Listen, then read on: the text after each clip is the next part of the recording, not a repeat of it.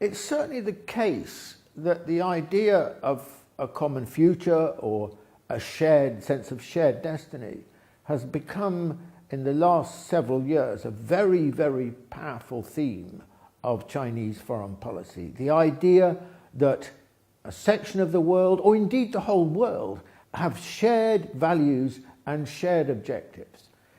Now, this does represent a shift, I think, in Chinese foreign policy. And I think the reason for this is essentially that until very recently, China didn't really have a global outlook. It was too weak for that situation. I mean, under Deng Xiaoping, China's overwhelming preoccupation was to escape from a numbing poverty.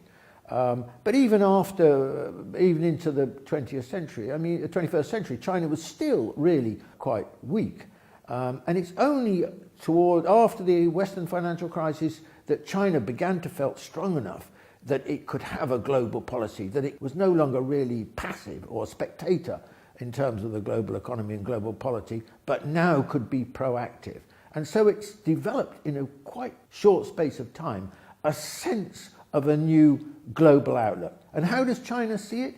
China sees essentially a commonality across the world, because with globalization there's been a shrinking of the world, and therefore more and more problems are shared. They're shared problems, shared difficulties, and they have to have shared solutions. So China's starting point now, when it looks at international problems, I think essentially the starting point is a global starting point, is a notion of the world. Now that's very different from the situation of the West. The West has never really had a global outlook in that sense.